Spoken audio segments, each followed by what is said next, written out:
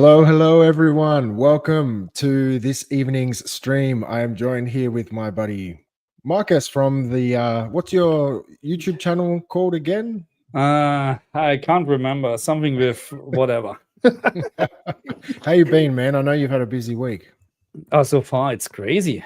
It's crazy. I don't know. It's Friday already, huh? No, it's not. No, Shit. brother, it's only Wednesday where we live. But Oh, my just goodness. offline before we started the stream, you were saying there was some issues with HDR on a particular game. What was that? It looks like that. No, not this one.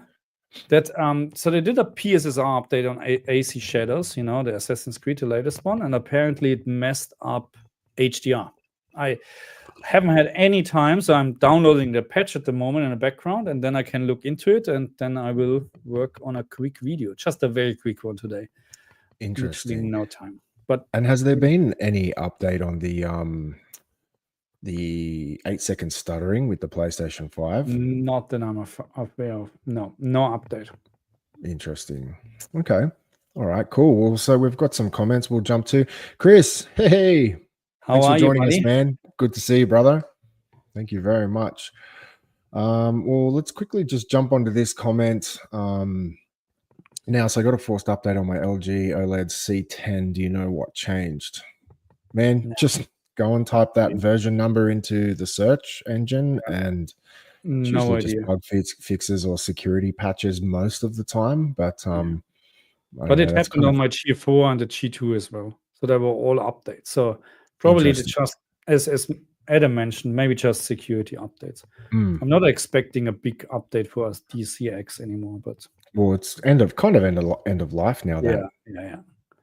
But it's still good that we're getting updates, you know, to fix things or whatever. You never know. Why not? That's good. Absolutely fantastic. One thing I actually noticed this week, a lot of because I've got a couple of LG OLEDs, a bunch of them were saying I'm losing the Google Assistant on, I think it's not that I use it, but did you see that when the updates come through, it's there's all these warnings popping up on all my G1, my C1s, my G4, they all popped up saying the Google God, I can't even remember. I just remember I went past it, but I think they're replacing the Google system with Microsoft system. Maybe Chris can help us with that one. He's pretty good with that kind of stuff. You didn't notice that? No, and I haven't noticed, to be honest.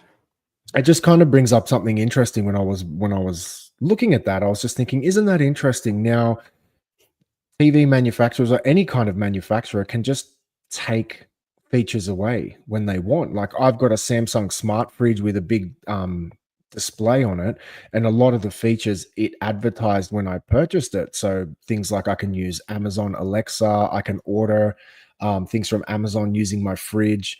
There's quite a few other things. They've all disappeared, you know, so I can't use those features anymore. So it is kind of frustrating to see these manufacturers kind of advertise these features, and then just over time they take them away. Yeah, I mean, welcome to the digital world, you know. That's how it is. Yeah. What should I say? What can I say? Okay. So Samsung is the worst. Okay. Yeah. Taking features away and nerfing TVs to the ground. Well, I can say certainly, as I said, I've got the Samsung smart fridge, and I think my TV volume went up. I've got the Samsung smart fridge, and they took all these great features away, and it was very frustrating, you know, because I was using some of them. But anyway, yeah, it's typical Samsung by the looks of it. So, got a comment from Devon Fava. Yo. Hey, Devon. What's up, man? Thank you for joining us. Did you want to start with any topics, Marcus, or should I roll in? I don't know. So what are the topics? Switch? Well, yeah, so I thought I would start with the Nintendo Switch 2, but did you want to get to any of these comments before we dive in? So I mean, just start with Switch, and we play the comments in the meantime. Yeah. So let me just share this screen. I'm going to share. This is Nintendo Switch 2. Okay. So, last stream we had, KG joined us, which was great. I don't know if Mhm. I've from him since then. I don't know if he's reached out to you. If you're watching, KG, man, we're just starting. More than welcome to join us. But we were all doing our predictions about the Nintendo Switch and what we thought Yeah. was going to happen. And so it is officially out now. And I thought I would get Marcus to break down some of the specs and then maybe explain some of the things just so people can understand. So, have they actually announced what the NVIDIA processor is? Do they have a name? No, I have no idea Okay. what exactly is in use. You know what I mean? But I Yeah. mean, they made some. You know, we can apparently use DLSS. I mean, that's not a big news because we knew about this already, and hardware ray tracing, whatever that means. I mean, I'm not a big fan of that because we need to consider ray tracing takes a lot of performance, you know, and Yeah. no, the Switch is not even any console what we have right now is actually really designed for ray tracing, really designed, you know, without losing too much performance. But I mean, it's Yeah. nice to have if they can somehow do it, but Well, no, if the Series X and the PS5 still struggle with ray tracing, yeah, no, I don't know how no. a Switch will do it, but maybe they've improved it some way. But for some people who don't really understand, do you mind kind of just giving a very basic kind of breakdown of what DLSS is and what kind of benefits it will provide? Yeah, so DLSS is basically an upscaler. Okay, let's keep it very simple. So that means you can have the game running with a lower resolution. That means you have higher frame rate, and you're outputting a higher resolution thanks to DLSS. So that means you save a lot of performance, and you have actually, so especially DLSS is, in my opinion, a must-have on PC. That's my Okay. if someone is asking me, would you go for AMD graphic card or Nvidia, then I would. It's very hard because Nvidia is very expensive compared to AMD. But if you want to have the best quality in terms of upscaling, then DLSS is the way to go. Because again, you use DLSS and you have twice the frames with actually sometimes a better picture quality thanks to DLSS. So it's fantastic. So this in combination with the Switch, wow, great. Yeah. I love it. One thing that really caught me off guard, and it was something that I did predict in our previous stream, was the 120 hertz with VRR. I thought that is such a nice touch. Yeah. For a Switch and a device that small, obviously the more frames the better, but I'm very impressed how they've managed to squeeze that into that device with that kind of screen real estate. So I'm quite impressed with that. So now we've gone up to a 1080p full HD resolution display. It is a touchscreen, HDR10 support. So that will be interesting to see how that will play out with the built-in display. I don't Yeah. have high hopes personally. I'm I'm surprised they didn't go with an OLED, but it must be a cost-cutting measure. No, it's just because they want to sell the OLED later on. That's the only reason, in Yeah, my I know. opinion. I had So that same thought. how HDR10 plays out, it's really a good. It's interesting because if we have just edge lit LCD screen, you know, built in, then it will be crap. It will be absolutely crap. We know this. But I mean, there are comparisons already, you know, out there with the old Switch and even compared with the old OLED Switch, and the new display looks just in all categories better. Full stop. So I have high hopes that they're not using a very cheap one. Maybe we have micro LEDs or whatever, or with dynamic Jeez. or what's the word, you know? Oh my god, I'm too tired today. Anyway, maybe we have a proper LCD screen, you know, what we maybe Oh, with full array local dimming hopefully like mini LED. local dimming. Oh my god, yes, of course, something like that, you know. And Yeah. why not? In terms of size, it is possible. Why not? You know, because yeah, but we will see soon. Oh, absolutely. And I'm very pleased with a larger display. Yes, absolutely. What this last part really excites me is if you have a good TV, if you have like say a modern OLED or something like that, and you are going to get HDR10 support, 120 hertz refresh rate with VRR, that's really going to come out and shine when you're in docked mode. Like I don't see. Look, obviously, it's going to look better in handheld mode, but if you've got the handheld mode, just will not be able to compete with a big screen TV. You know, with No, a obviously not. Yeah, and something I've always said with the previous Nintendo Switch, I purchased the original one, and then I had that for a few years, and then when the OLED edition came out, I sold that and upgraded. And I always say, going to an OLED screen, that's a great example for people who don't own an OLED TV, just to see the difference. Like basically all you're changing is the display technology, and you're Yeah. getting almost like a graphical upgrade just purely due to the OLED panel. And so Yeah. that was a little bit of a disappointment for me that they didn't include that. So I think you're probably right, because they're just going to sell it later. I personally wasn't too impressed with the look of the Switch. I've got a Ah, white Switch, yeah. and I love that. It And I will just come, think no this is worries. so dull. You can buy a Sorry? white one later on. No worries. I know, but obviously for us, we had to get it on day one. But I Yeah. just think that's so ugly. Like the color choice is so boring. They could Yeah, have it's like at boring. least changed the Absolutely. side pads to No, they're something a doing little this bit on a more. purpose. Come on. Yeah, That's just done on purpose, because they Yeah. like to have, different options later on. That's how it works. So Yeah. what is more interesting is actually because, the screen or the display, yes, sounds great from the specs. We have HDR10, VRR support, 1080p is okay. I would say it's not like a crazy resolution, but it's okay. But at that Um, screen size, that's great. yeah, it's much, much bigger than Mm. the old one, which is great. But really important is actually, what about VRR support in docking mode? Because there are still questions open. If we just have HDMI 2.0, then according to my knowledge, there's no HDMI VRR possible. You would need to have FreeSync, but there is also some websites, or actually on the Nintendo website, on the Nintendo US website, it is mentioned that you have VRR support in docking mode. So how they manage this, I have no idea.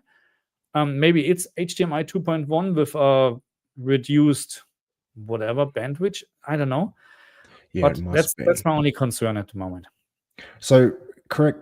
Help me understand. So are they saying in docked mode we'll get a 4K upscaled 4K presentation? So it'll have a native resolution of 4K. That's what they're saying. Now, Right? so that as PlayStation, as Xbox or PC, you can output a 4K 60 hertz signal. That doesn't say anything about what the game is running in.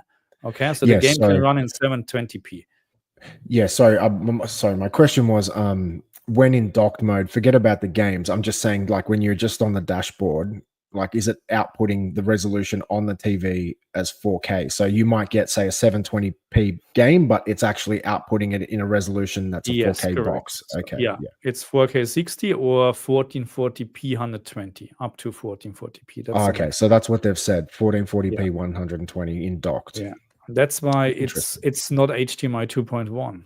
So it's can't be. So that's how I don't know how VRR should work. Again, that's my biggest concern, because I have literally no problems to play any game on my Switch OLED, even it's 30 FPS, because the Yeah. screen is so small, you can't see the stuttering, But on a big OLED screen, you need VRR actually, and I doubt it that all the games suddenly running in 60 or 120 FPS. I mean, come on. That's right. Yeah. Look, I'm quite excited for this. As I said, like these kind of things are full HD with 120 hertz refresh rate. Yeah, the probably the main disappointment for me was the lack of an OLED display, just because I remember how much better games looked going from the LCD to an OLED in the previous generation. So, Yeah. but I believe like stereo speakers, like all right, most people are going to use headphones, I would say, if they want real solid Yeah, I sound, would but say so, yeah. yeah, headphone jack, game card slot. I do like the fact that they're allowing backwards compatibility. However, from my understanding, it's all on emulation. It's not actually running natively on that silicon there. I think it's all in backwards compatibility mode. Yeah, Correct me if I'm wrong, chat. Yeah, that's interesting. I mean, look, that's a thing I'm expecting, backwards compatibility, because I don't know if you can see it, a couple of games, bought all the Zelda games and all the Nintendo games, let's say like that. So I don't care much about third or multi-platform games on the Switch doesn't make sense because you most of the time get the worst version, you know what I mean, on the Switch. But all the Zelda games, Metroid, Super Mario, it's a must buy. And I like to use them on the Switch too with a better graphic, better frame rate and stuff like that, or maybe stable frame rate. You know, if they would come up with, it doesn't work anymore, say, okay, you know what, that's not a good move. Yeah, well, one thing I'm excited about also is I was hearing, and I don't know if this is accurate or not, so hopefully the chat can help, that a lot of the upgrades will be for free. So I'm not sure if you own the existing Switch 1 game and they're porting it forward, the patches will be free. So and so Dan just commented they're using a translation layer apparently. So it's looking like an emulation or something to that effect. So yeah. But it's also what I heard. There are no, so let's say you buy Zelda on the Switch 2. There is no native Zelda or Switch 2 version. Or what you get is the Zelda cartridge, the Switch 1 cartridge. You put it in and then you have to download the update. That's what is happening. You know what I mean? Yeah. So it's. But they're saying the versions that come, like the enhanced version, the Switch 2 version, that'll come with everything on the cartridge. There's no download required, if that makes sense. Because you can buy Zelda, is it Tears of the Kingdom? You can purchase that for the Switch 2 and it will come with the patches and everything included. So Dan says, yes, a lot of Switch games are getting free updates, improving resolution and unlocking frame rate caps. So I think that's probably one of the best things Nintendo could do. And Nintendo are quite notorious, kind of like Sony, for basically making you pay for every little bit and piece. Even if you've purchased the game to, upgrade it to a PS5 version from a 4, they make you pay. So I was quite impressed to see Nintendo giving consumers that little win there. Yeah, hopefully. I doubt we will see it. I mean, look, we know already that upgrading Zelda or whatever will cost money. Oh, that's already absolutely. confirmed. So absolutely. Well, look, that's their flagship game, and Nintendo, again, to use this word, are notorious for repackaging and selling their games. So look at the GameCube, look at the Wii U. So many of the hit titles on the Switch were all Wii U games or Wii games. And I would say particularly Wii U games, because that console sold so poorly, they created all these great titles, but people just weren't exposed to them because they never owned the hardware. So much to my ignorance, when I purchased a lot of my Nintendo Switch games, I actually didn't know until I'd finished the games, and weeks later I was like, oh, that actually came out on the Wii U first. So they do that. They do that quite a lot. Devin Favre said, I thought Sony did a generally good job on updating PS4 to PS5 games. And they did, but my point was they always make you pay. Every time I insert a PS4 game disc, or if I have a digital license, it'll play it. But if I want to utilize the full hardware that I have to pay for that privilege. And I think not for all, but again, for the major titles, for sure. That's the thing. That's how they make the money. Yeah, absolutely. But that's okay. Why not? I'll just go back to a comment here for you, Marcus. I thought you might be able to help with this one. So Samina Malik said, I purchased an A95L, but the difference to WOLED is small and QD OLED can't be cleaned and don't have true blacks. I can't comment on that. I don't own a QD OLED. QD OLED can't be cleaned. I don't understand this, and don't have true blacks. I mean, they have true blacks. I mean, look, the problem is, but again, the same is what I found. It's just the layer. That's just the finishing. You know what I mean? That's the problem. What we have with QD OLED. But when we now getting, what is this? The S95F, whatever. Which one is the glossy one? Aren't they all matte finish, or is it the S90? No, they will, or whatever. If Chris is there, he knows. But you know what I mean. This is the problem. But even I don't have any problems. I like my QD OLED. But that he's right in this case that there are there's not much of a difference because the content is missing. That's the problem. If the content doesn't require any vivid colors, then there is never a difference. Never. Of course. So you say, Star Fox. Hey, Star Fox. So Dan is saying the S90s are glossy, and Chad S95C glossy, S95D matte. Hey, Chad, good to see you, man. And Chris saved the day. So the S85F, that's correct. Yes. Yeah. And the S90F is gloss. So are they QD panels or are they Apparently, WOLED panels? Okay, so they're all QD Yeah. panels. that's what I heard. So I might be wrong, but this is of course not bad because Mm. again, I like to stick to glossy. You know, Oh, of it's just course. it's just again, you know, now this light is on and I have here just glossy screen literally, and it's not a problem at all. Yes, I can see me, you know. Yeah. It's like a mirror, but I mean it's not like a mirror, but you know, it's just the colors are punching, you know, the text clarity is much better. It's just better. A Yeah, glossy screen, in my absolutely. opinion. And so just going through this contents, I Okay. never know how to pronounce this name, so I do apologize. Every switch I butcher, so every stream I butcher it, but I just call you Dime. So the Switch 2 edition games will have the update on the cartridge. So yes, Okay, awesome. that's good. Bandar Asari, thank you for joining us. I remember you, my friend. Do you think it'll be possible that we will see a device from NVIDIA with the new chip that is present in the Switch 2, such as an NVIDIA Shield, because their last device was released in 2019? I mean, look, It's hard to say. NVIDIA would be able to make their own console. You know what I mean? I mean, and they're producing the chips. So yes, of course it would be possible, but I don't know if they're allowed to. You know, Yeah. there are for sure contracts with NVIDIA, sorry, with the Switch or Nintendo, that they're not bringing out their own console or whatever. You know, something like that. Well, yeah, if it's a custom chip, Yeah. possibly not unless Nintendo allows that. But yeah, if it's something that they've designed, that's kind of like saying, would Apple allow their mobile phone chips like the M1 or the M4 or whatever Yeah. it may be to be used in other devices? Generally, from my understanding, if it's a custom chip, that company kind of owns that design, so they will only put it in their products. But we shall see. But Star Fox, hope you are fine. Have a nice stream. So that's great. Thank you, my friend. And Chris just jumped in and said the S85F is WOLED in some regions. And so just quickly jumping in on that comment, don't you think that is absolute BS? That's absolutely BS. And I say bullshit now. I don't care. It's really bullshit. This is such a bad move, you know. And it's really, I would almost say this qualifies to recommend Samsung. You know, this is, yeah, it's because, you know, I mean, you can order it. You can, I think we talked with KG about this. You can see it on the article number, whatever, what you're getting.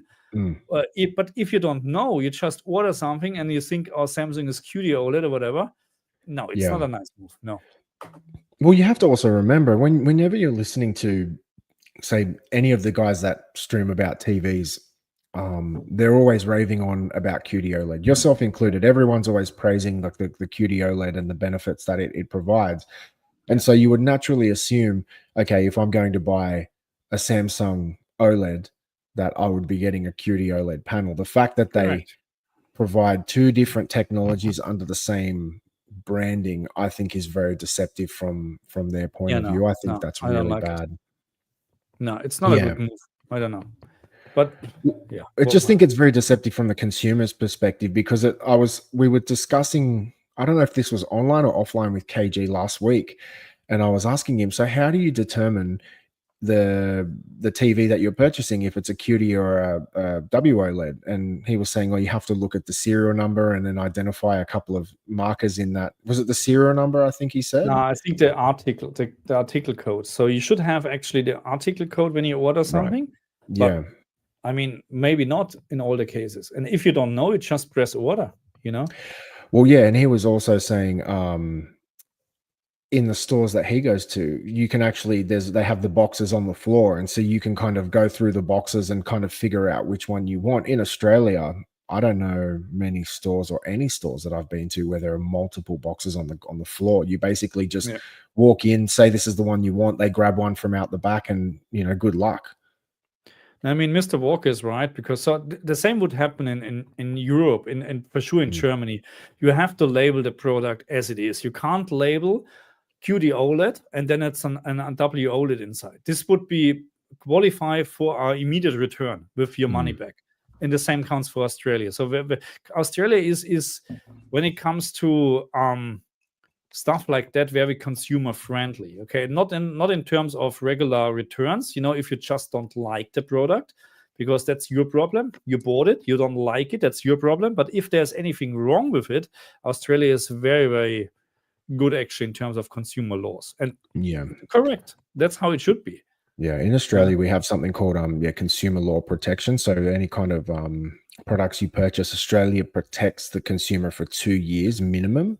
So with or without warranty, you're pretty much covered. So, but Mr. Walker said Samsung in Australia label their panels OLED, not QD OLED, to prevent any reprisals, and that's kind of almost a bit more shady. You know what I mean? It just seems even more shady that they're doing something like that. So, as I said, because you go online and you listen to FOMO, you check out your channel or KG or whoever it may be, Brian Tech Therapy. Everyone's raving on about these QD OLED panels that are from Samsung Electronics. Samsung Display, and you'd expect all their TVs to be the same. So, it's a little bit shady in my opinion. This one might be for you, Marcus. I don't know if I can read that one. You can try.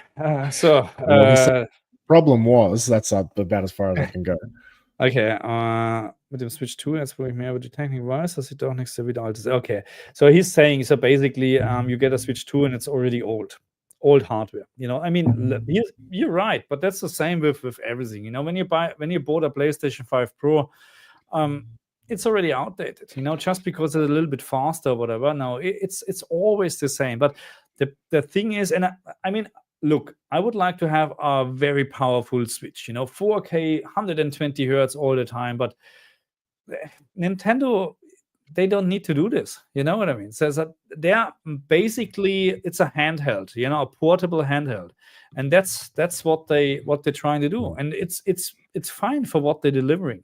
I'm pretty sure. And if we now, I mean, look, I watched Metroid Prime 4 Beyond is my favorite title I'm waiting for. And this looks fantastic, this game. It looks fantastic. I'm waiting for this one,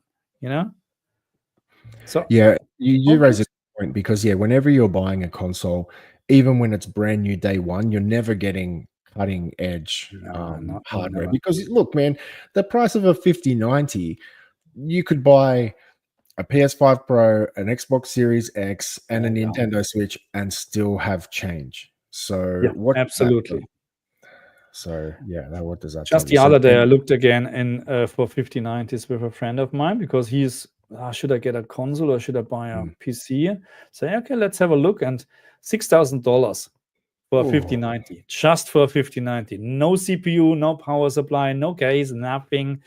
So don't tell me that at this very moment the Switch is expensive. Yes, it is expensive, because everything is expensive right now.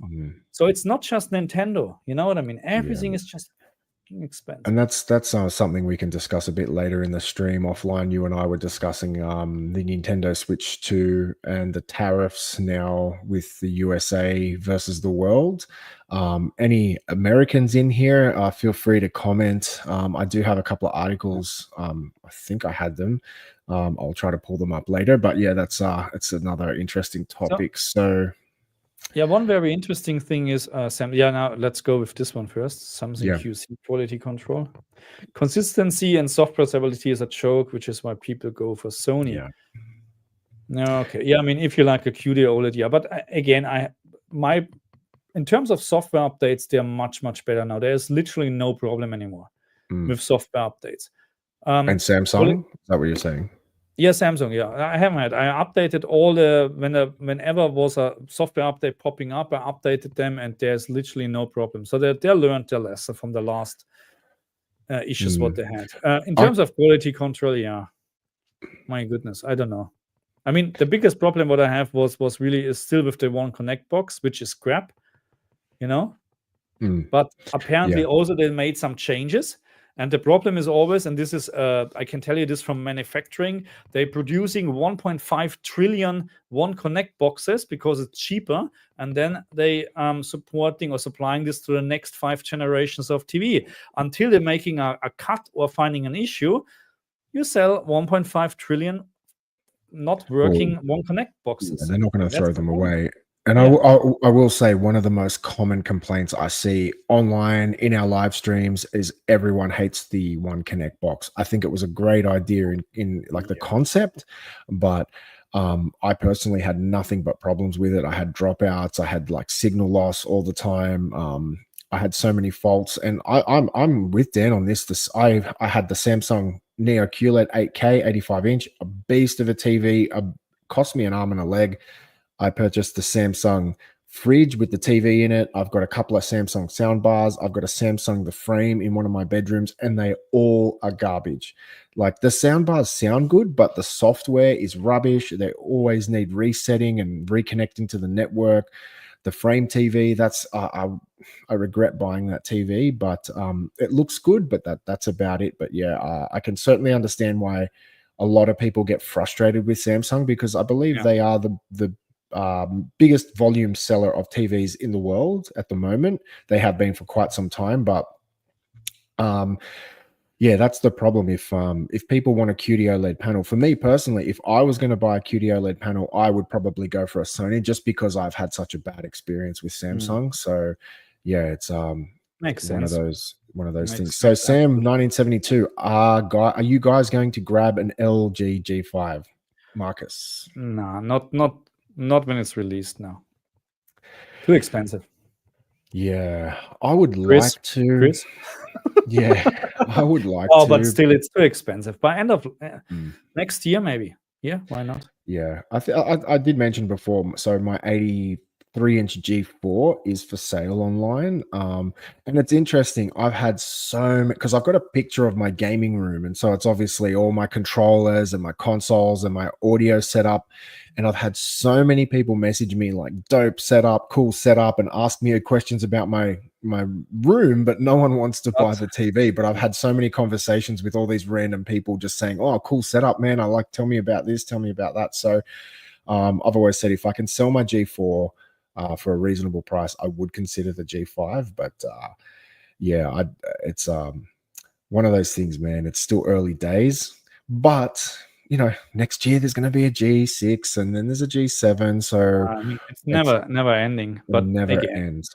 you don't need to upgrade every year. No, but it's if you It's nice. like to, yeah. So question from Chris Newton. So I'm happy with the Switch 2's power. I'm more upset that we've waited 8 years for a 3D Mario game with no mention of one coming, and that is a big one. I was really disappointed. Mario 64 was one of my favorite games of all time, and Super Mario Odyssey was a killer. That was such a good game. And yeah, I was like, man, Mario Odyssey 2, give us something. Like that's their tentpole flagship kind of game. Like it was a no-show. Like, what about you, Marcus? Were you disappointed when you didn't see any of that?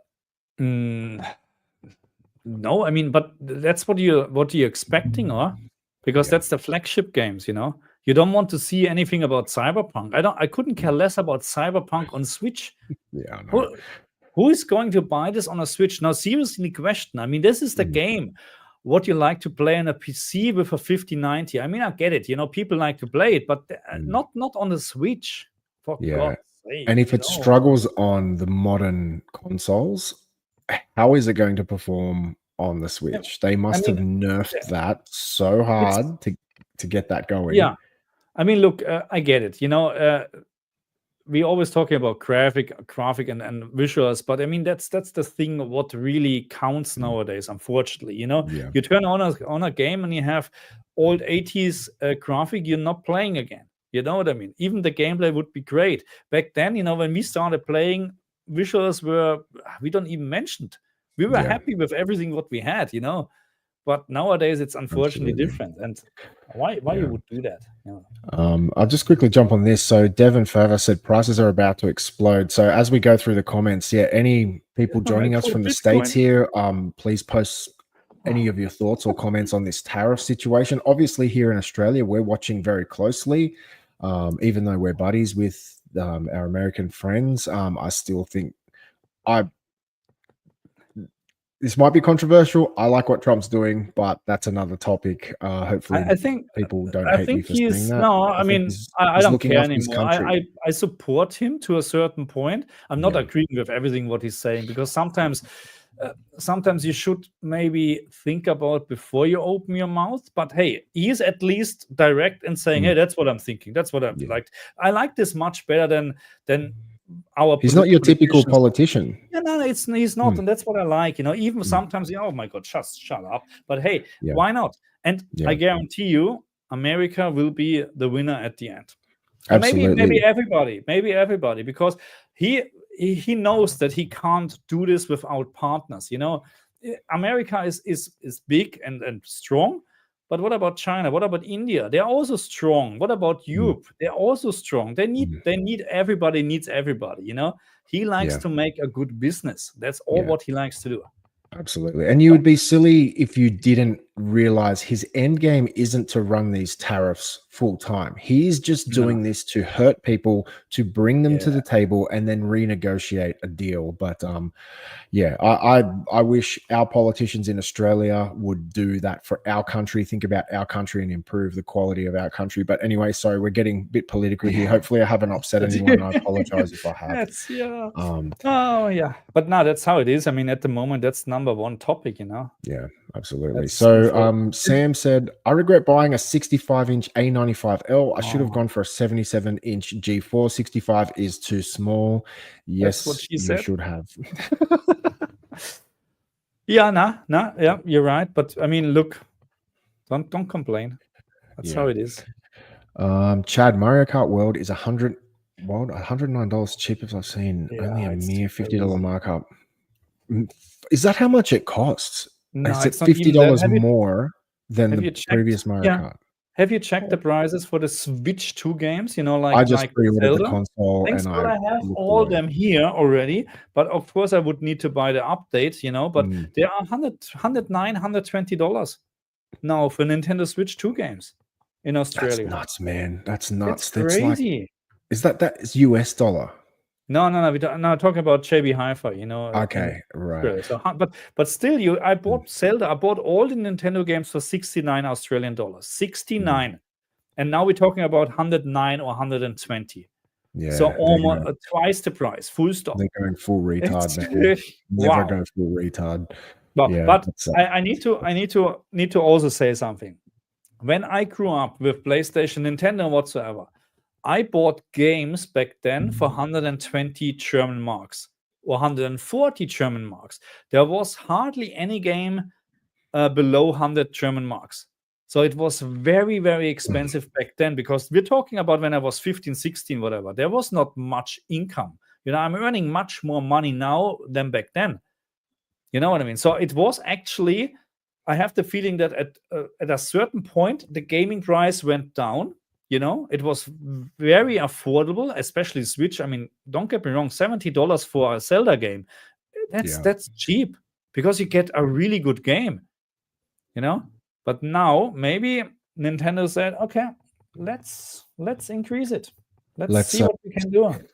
Let's milk everyone. Yeah. So just getting to some of these comments. China tariff went into 104%. China tariff 104% went into effect a few hours ago. Yes, and China are saying, because my Bitcoin went down. Let's see how that goes. TJ says, in all honesty, less people are buying Sony now due to the OLED war between LG and Samsung, and it's also due to the the Sony tax. Sony always charge so much more just for their processing. They might have the exact same panel as an LG or Samsung counterpart, but because they put their processor in it, they put the price up exponentially, and it's just not worth it, in my opinion. A lot of the times when you're playing back movies, I know some of the experts will say, yeah, the Sony TV has the edge. Sure, it does, but does it have a $2,000 edge? Yeah, exactly. So Dime is from Texas. Hey, I have a couple of friends on my Xbox from Texas. Good people, man. Thank you for joining us. Robert Vogt. going to check out the See my- new PSSR update for the PS5 Pro in Assassin's Creed. Oh yeah, after this stream I will look into this. So apparently, so I can't do any side-by-side comparisons today, you know, maybe a very quick one, but apparently it's messing up HDR, so I'm looking into this after the stream. Yeah. Another one, I'm going to toss this one over to you, Marcus. Okay, so this is about the tariffs probably. So everybody should not buy anything for 8 weeks, you know? And then yeah, I mean, at the end, he's completely right. You know, this is for channel for everything. You know, if you're not happy with the Nintendo Switch price or game price, just don't buy it. Okay. Yeah. If everybody would just say no, we're not buying it, and they're not selling a single piece hardware, what do you think would happen? Yeah. But to copy an old Steve Jobs comment, vote with your wallet. And I'm big on that, man. A lot of companies I used to buy a lot of stuff from, like Nike, Ben and Jerry's. Like there's a couple of companies that went full-blown woke, and I just don't buy their products anymore. And that's a personal choice, you know, and everyone has their own choice. And if you do, that's fine. I hate getting too political because people get really upset, but yeah, vote with your wallet. That's a big one, man. TJ, why? Hence why TCL do the NXT frame and Hisense do the canvas, no one connect box, and a 3-meter cable.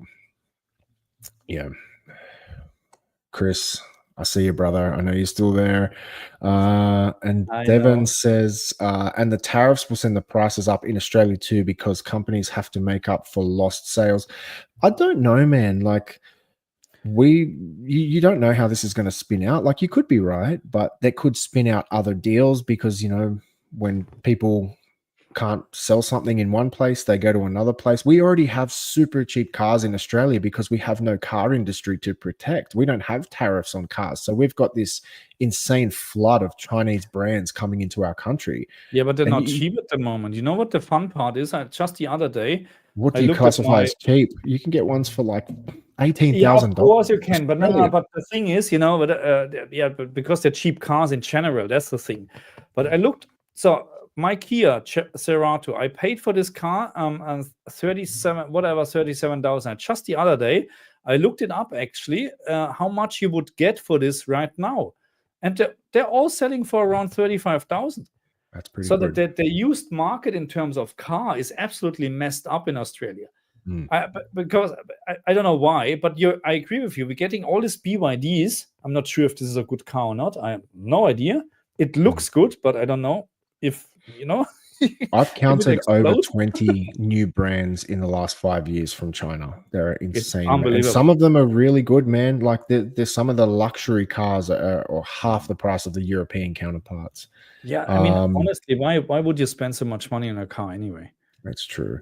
Dan says the dev team behind Mario Odyssey are the ones making the new 3D Donkey Kong, and that's why. Okay. And by the way, Mario Galaxy 1 and 2 are 10 times better than Odyssey. Check it out, Adam. I will, man. Are they on the Switch by any chance? Or I don't remember what platform they were, but that's a great thing. I'm actually going to... Mario's just on the Switch, huh? Note of that. Thank you, Dan. That's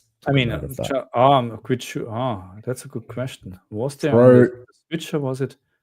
I can't remember. Yeah, maybe added into the chat. So Dime says pro Trump too. He has the balls to do what others don't. Others, yeah. I just like the fact that he says what he wants, says what he's thinking, which is very unusual for a politician, which they usually say one thing and do the opposite. No, because I don't know, because no one can buy him. You know what I mean? Yeah, that's the thing. He's got money. He doesn't need anyone's money. Chris Newton says Trump's trying to make America great again. Only if we had leaders with balls. I'm with you, man. We have an election coming up in the next. This Albanese is not good. Yeah, for those who are following, it's interesting because I follow American politics quite closely. And in Australia, it's back to front. So the Liberal Party is more of the like right wing ish, and then we have a Labor Party, which they're left wing. So it's a little bit back to front. Dan says Trump's dumb as bricks.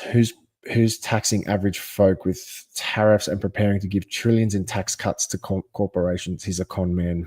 Okay, fair comment, man. I disagree, but you know, I mean, it will cost a lot of money what he's doing. Without a doubt. Yeah. You also have to remember, man, America is in the worst deficit they have ever seen. they need to start paying off their debt. Like it's if America defaults, the world will basically flush. It's just But I don't think, because he's not, so he has not the sole power to do all this stuff. You know what I mean? He can't without the Congress. He can't just. It's not like that. It's a democrat country. You know what I mean? He can't just say, "I'm doing this, this, and this." No, it doesn't work. So, and I'm pretty sure there are people behind him, also Musk, who is talking to him and let's try this, let's try this. So they're not that stupid. You know what I mean? Yeah. There's a big plan along, Germany. Well, it's obviously a very controversial issue, but Dan, we love you, brother. Like, thank you for joining us. Hopefully I didn't upset you. But moving on, Sam 1972, Germany needs Dexit. Yeah, that's true. Let's get back on track with some tech stuff here. So Bando Assery, I have an S95C TV and I suffered from a lot of black screens. I thought it was due to the One Connect box, like others said. But the strange thing is when I bought the 5090, all the problems disappeared. Very interesting. I mean, look, we need to consider there are two parts playing a role. So you have an HDMI input and output. So there are two parts. But the thing what I had, literally everything. So because I'm using the same cable on my G4, G2, CX, never ever any problems. As soon as I use the exact same cable on the One Connect box, black screen. So it's in this case it was the Samsung, but there are of course differences because if a 5090 now has a more stable or reliable HDMI output, maybe a little bit more voltage, you know what I mean? Then it's working fine, Absolutely. But it shouldn't be like that. Devin, even if I disagree, it's important that everyone puts their baggage on the table, then we go from there. That's all I like, man, is a bit of dialogue, everyone to talk without getting upset or emotional. That's all what he wants to have, maybe on the same, anyway. Yeah. So Dime says he talked about tariffs potentially eliminating income taxes for Americans. Would be amazing if that was possible. So yeah. Okay. Yeah. So just coming through, guys, and if you have a question, just feel free to put a Q in front of it so we can identify it through all the comments coming through. Chad says, I remember buying Conker's Bad Fury Third Day. I know that Bad Fur Day. I can't remember Conker's for 125. I remember, but I'm not sure back in 2001, 231 after inflation. Yeah, games are very expensive. They are not cheap, and they are not getting cheaper anytime soon. Nah. Soma Cruz says, I remember that PS5 games released at $125 from PS4, $70 here in Australia. Yeah, so I mean, I don't know, but I know it was very expensive at some point in Germany, and especially then when I was really into gaming, it was very expensive.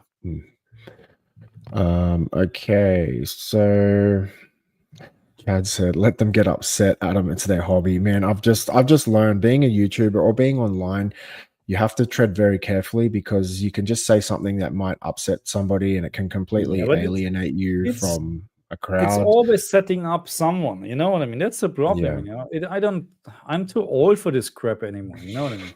Yeah, leave me alone. Like that. Yeah.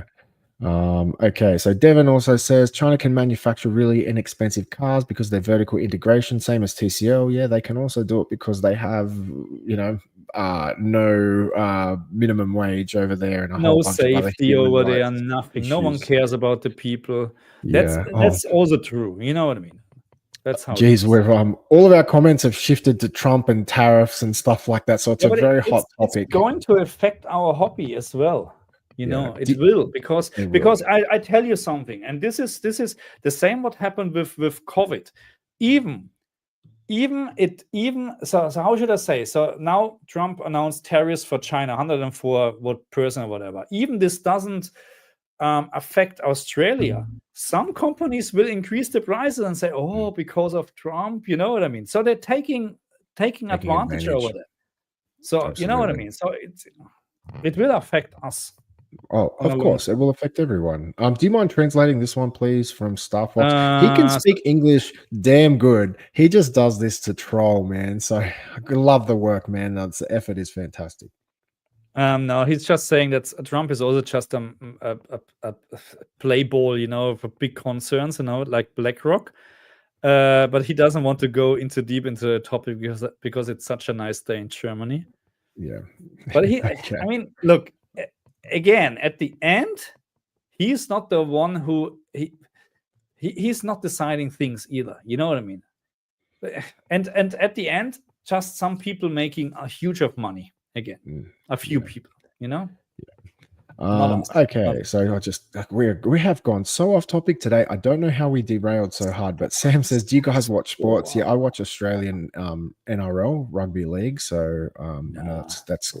I don't know if you guys have seen that. It's starting to become a big thing, or they're trying to push it in America. They have the round one in Vegas every year now. So yeah, so just another comment from Chad. Trump needs to troll the TV industry and release a Trump TV. Yeah.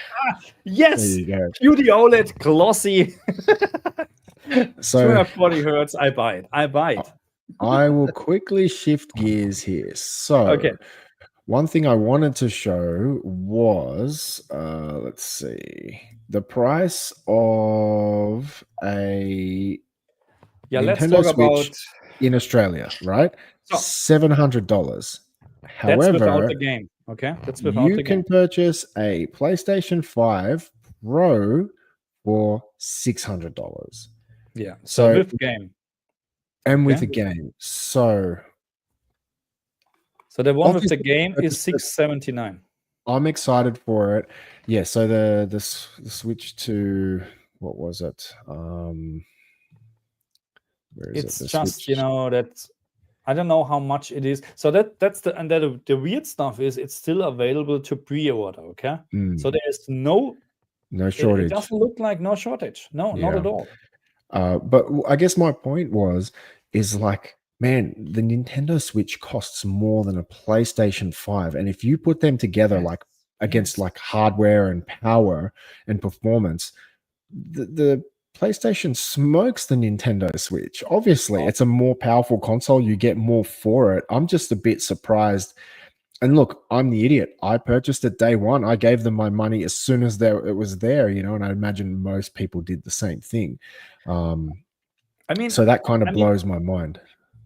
The question is it really comparable? I mean, yes, of course we can compare it, but for a PlayStation 5, obviously you need to have a screen. You know what I mean? We can always count this in, but usually you have a TV at home, you know what I mean, or a screen or whatever. So it's comparable, and I'm actually, it's expensive. Yeah. Another thing we were discussing offline was I actually have 4 of these Nintendo Switch Pro controllers, and if anyone in the chat can let me know, do they know if the original Pro controllers are compatible with the Switch 2? Because I would hate to go and have to get rid of them all for that. What's the C button? Is it a chat or communication? Chat button, yeah. Yeah, like I've never played my Nintendo Switch online since the day I've owned it. neither. I never signed up for the Nintendo online service, so I have zero use for the chat feature. So for me, I'd be such a shame. Hero Down Under, thank you, brother. Hero my Down man. Under, yes. Yeah, so yes, they are. So yes, they are. But what are you missing out then? Because there's a C button, a chat button. So can you not use the chat functionality without this button, or what's going on? Well, as I said, I would like to hear any Nintendo Switch users, please, in the chat, let us know if you guys actually use the online features or not. Because as I said, I've owned a Switch since day one, and I still have it, and I still play it, and I've never once subscribed to the Nintendo online service. I've never signed up. And maybe now they're trying to implement the camera and the microphone to make it a bit more more like PlayStation or Xbox, where it's more social and you can talk with your friends. Because to be honest, a lot of the time on a Friday night or a Saturday night, the main reason I get online on my Xbox or my PlayStation is to just catch up with a friend or talk to someone. All the boys are online, and it's like I actually go there to catch up first, and then games are a secondary thing. That's at least for me, but I'd be interested to see what people in the chat say if they're big with the Nintendo Online stuff. Yeah, no, I have to agree. No, I'm not. No, why should I pay for this? So that's the fun part, There's on PC. Is there any game where you have to pay for online playing? No. Everything is No, for free on the there's no PC. service, is there? There's nothing like that. You just play if it's online, correct? Because I think each game has their own servers, right? So it's basically up to the developer. So it's not like you've got to join a network and then basically play that game. What's the difference to Nintendo? You don't think Nintendo can have their own servers for a game? They just want to make money. That's true. Yeah. So very true. That's So I mean, we talked about this last time already. So PC gaming in general, just talking about the games, is much cheaper. Not talking about the hardware, because that's really, comes down what you want, you know what I mean? But again, 5090 is at least 6,000 Australian dollars here, at least. If you want to have a little bit of better one, you pay up to $7,400. Yeah. And this is a great comment, Devin. Thank you for this one. It made me laugh. So Nintendo will shake us adult children down for every nickel. Yeah, they will, man. And we're the idiots that pay for it. But if I can play my Zelda games, which I haven't touched because of 30 FPS, now in 60 FPS with less shimmering, just take my money. Just take my money. And Dan, if you're still in the chat, can you let me know? I've recorded that Mario Galaxy 1 and 2, what platform they came out on, and if they are available on Switch. Chad, so also next year you will need to pay for Nintendo Switch Online to use the game chat after 1st of March 2026. So there you go. So how much is it? How much is it in Australia? I have no idea, but I'm not signing up for another subscription now. I know, man. I'm not doing this. Sam asks you, Marcus, how good is the MacBook screen compared to the G4? Look, so it's very hard to compare, because obviously we're comparing 65-inch what I have with 16-inch, so it's very hard. But I would almost say, if I have this screen on a MacBook in 65-inch, I would probably prefer this one.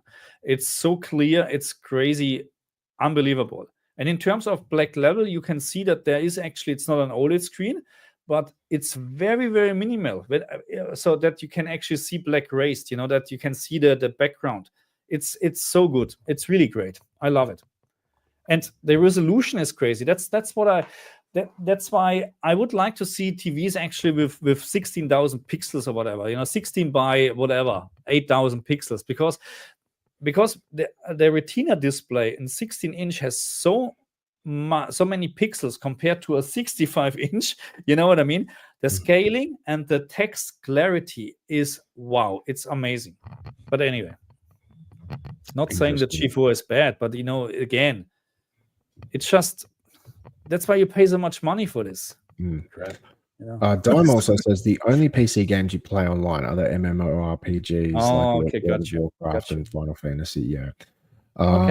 So Soma Cruz, Mario Kart World will be great online. I will agree, like that would be fun. And like the one thing that I was saying, I purchased those 4 Pro controllers. I've got the 100-inch TV in my living room, and I always imagine I'm going to get 4 friends over and we're going to play 4-player Mario Kart on my 100-inch TV, and it just never happened. So I have done it before, but it didn't happen as much as I would have liked it to. But look, the thing is, it's I remember playing Mario Kart, with friends, and you're absolutely right. We played on the little CRT, 32-inch, 4 people, and we had so much fun. I never had this kind of fun when I played any online game, because it's not the same anymore. Even you sit in a screen or whatever, you talk to someone, it's not the same anymore. So maybe because now we have a camera and you can see actually the reaction, maybe it's a little bit different, but it will never be the same with the same people in the same room, and you can just kick the guy because Couch co-op was always the best. That's just how it was, man. But Dan just followed up. Oh, they're on the Wii, but you can play them on the Wii U through backwards compatibility if you're not able to buy the games, and you can just jailbreak them and pirate them. Thanks, man. Galaxy 1 and 2 came out on the Wii. Only Galaxy 1 is on the Switch and was part of the Super Mario SM64, Super Mario 64, Mario.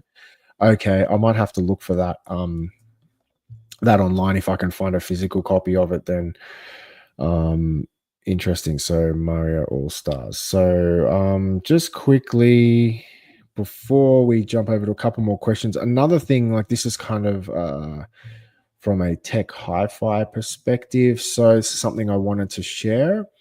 So one thing I made a video on a while ago was because I use my Apple TV for everything in every room. So one thing I love about these Apple TVs, in my opinion, it is the best streaming box you can buy in terms of performance, the hardware.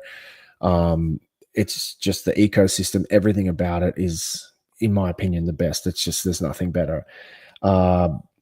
Finally, they've introduced lossless audio. So I have made a video on this. So one thing that really confused me, and it took me quite a while to understand it for myself, is whenever I'm watching, say, something on Netflix, and for context, I have a Dolby Atmos set up in my house, 5.1.4, and it runs through my Yamaha HDMI 2.1 receiver to my LG G4.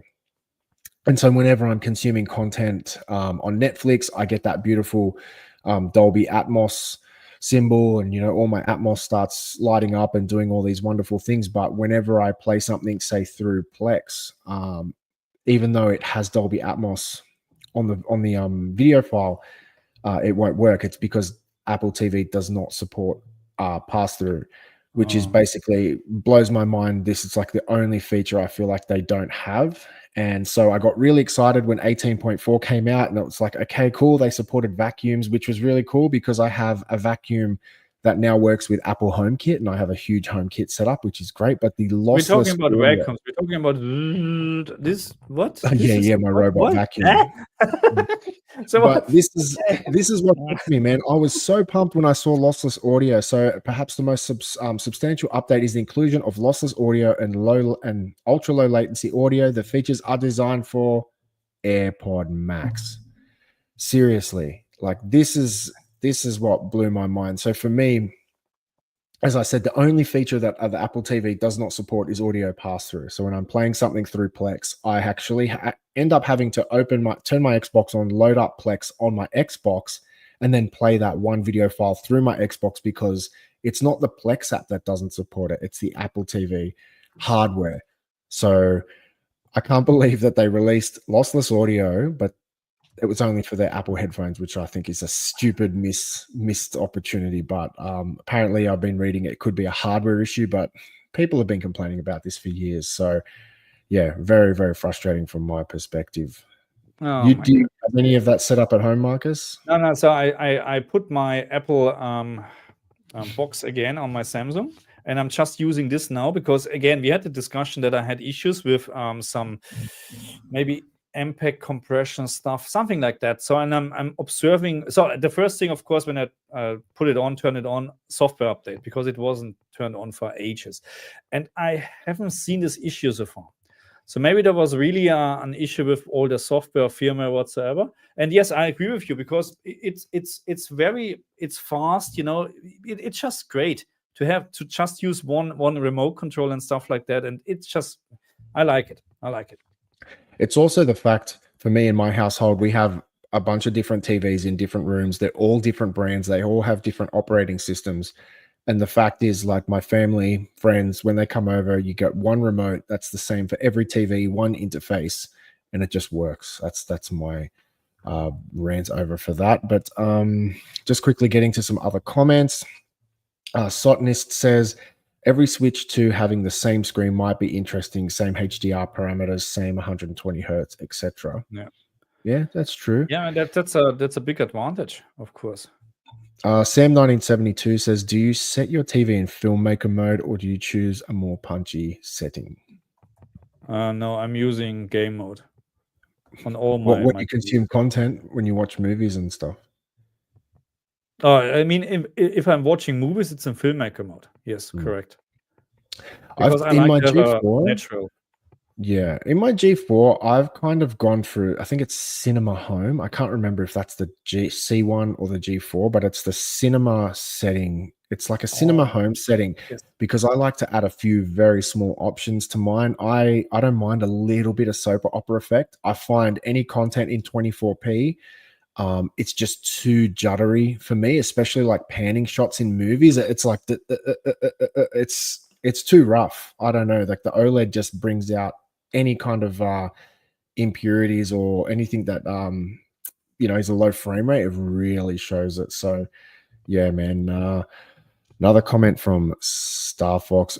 Brother, you got to start writing in English, man. You're killing me. So yeah, No, he's Marcus, hyped for Metroid. I don't know. I think there's no release date for the Switch 2 version. Correct? It's not. No, not that I'm aware of. Yeah, not that I'm aware of. Yeah. Here's a comment from Michael. So, Marcus, you actually know who Michael is.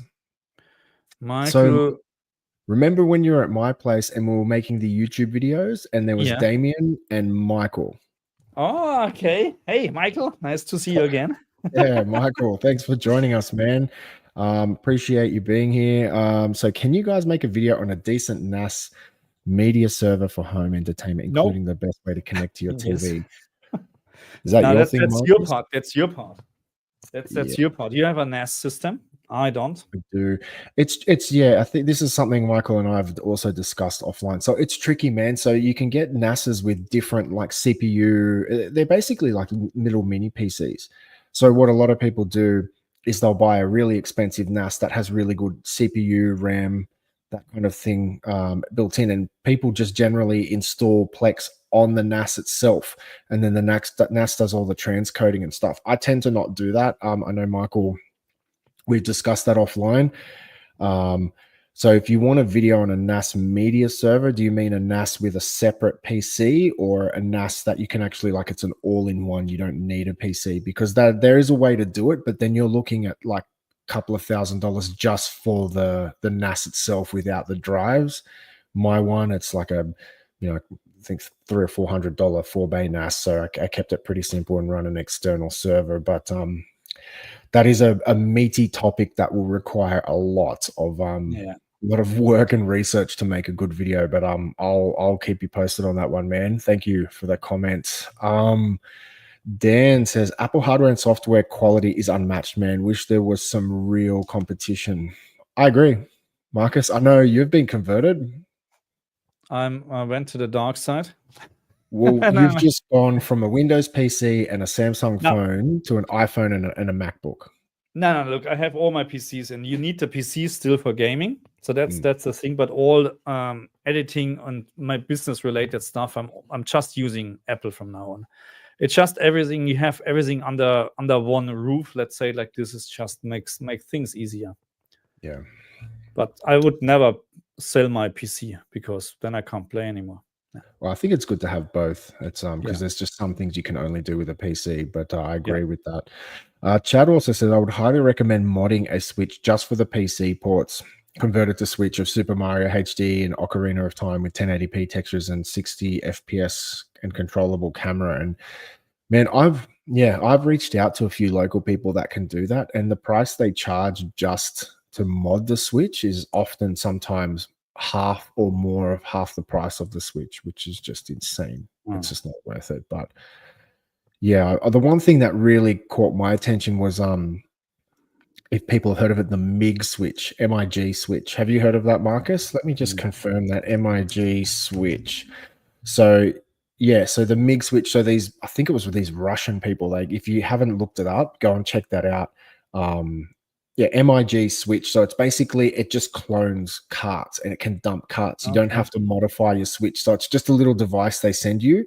And so what people are doing is they'll go to the store, buy a cart, plug it into this thing. This thing can dump the cart, and then they'll take the game back to the store and get a full refund.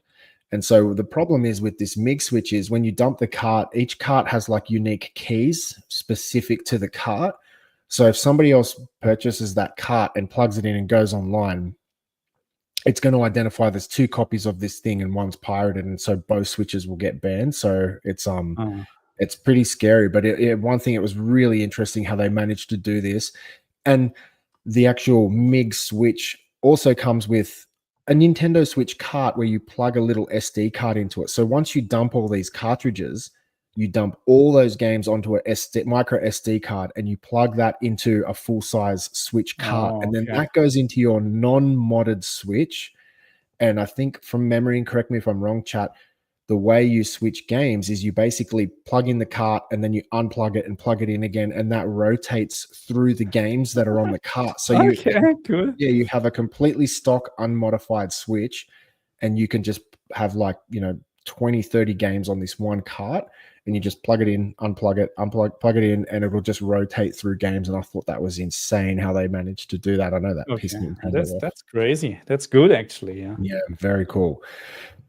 Okay, so Dan says, regarding 24p Stato, lowering the brightness will reduce that. Unfortunately, it kind of sucks when you're in a bright room. And the problem is I don't want to have to be adjusting my TV for everything. I try to kind of get the settings to when I'm watching movies, this is the setting I like. When I'm playing games, this is the setting I like. And I try not to mess with it too much. But that's me neither. I like to have one setting. I don't want to...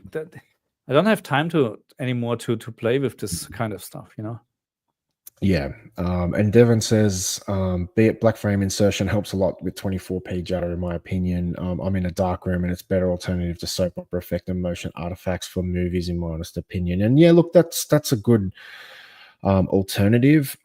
It just depends on how much you introduce. You don't have to go full hardcore with the soap opera effect. There are stages you can go with, if that makes sense. So I don't go full soap opera effect, but I need something, especially if I'm watching sports, and a lot of the sports here are broadcast in 4K, but it's all 30 FPS and it looks like shit. Oh, why are you doing this? Sport needs to be 120. Well, yeah. That's we managed just to get 4K here, so it's I'm surprised they haven't increased the frame rate. We managed to get internet here.